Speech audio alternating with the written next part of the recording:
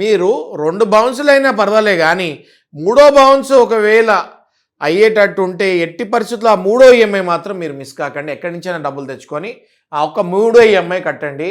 So that మళ్ళీ మీకు కొంచెం టైం దొరుకుతుంది. ఎన్పిఏ కాకుండా మీ అకౌంట్ని మెయింటైన్ చేసుకోండి అని అంటున్నాను. చాలామందికి ఈ నాలెడ్జ్ లేక మూడో ఈఎంఐ కూడా బౌన్స్ అవుతుంది నాగరాజు గారు. అంటే అలా తెలుసు 10 రోజుల్లో డబ్బులు వచ్చేస్తున్నాయి, నేను మొత్తం కట్టేసుకుంటాను, ఈఎంఐ ఇవాళ ఉంది, సరే నేను 10 రోజుల్లో కడతాను అని మూడో ఈఎంఐని అశ్రద్ధ చేస్తారు వీళ్ళు.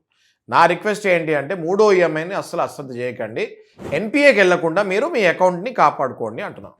నెంబర్ 1, ఒకవేళ మూడో ఈఎంఐ కూడా బౌన్స్ అయిపోయింది, మీకు ఇంకా వాళ్ళు NPA you are declared as NPA అని డిమాండ్ నోటీస్ ఒకటి పంపిస్తారు.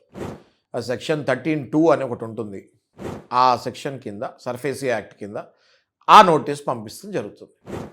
ఆ నోటీసులో ఏముంటుంది అంటే మీరు ఇంకా నాన్ పర్ఫార్మింగ్ అసెట్ అయిపోయారు కనుక మీరు టోటల్ అమౌంట్ వచ్చి బ్యాంక్లో కట్టేయండి, ఈ నోటీస్కి వ్యాలిడిటీ ఒక 45 days 60 days అని పంపిస్తారు. 13(2) నోటీస్ అంటారు దాన్ని. It's demand notice. ఆ నోటీస్ పంపించినప్పుడు మళ్ళీ మనం చేసే చాలా అతిపెద్ద తప్పు ఏంటి అంటే ఆ నోటీస్ని అటు ఇటు చూసి ఇంట్లో వాళ్ళకు కూడా చూపించకుండా చింపి పడేస్తారు చాలామంది ఈ బారోవర్స్. దయచేసి అది చేయకండి. అలాంటి నోటీసు డిమాండ్ నోటీస్ వచ్చినప్పుడు it is very easy for you to handle the case. వెంటనే ఒక అడ్వకేట్ని అప్రోచ్ అయితే వాళ్ళు కోర్టుకి వెళ్ళి మీకు స్టే తెచ్చుకుంటారు. స్టే తెచ్చుకున్న తర్వాత బ్యాంక్ వాళ్ళతో మాట్లాడుకునే టైం కూడా మీకు కుదురుతుంది.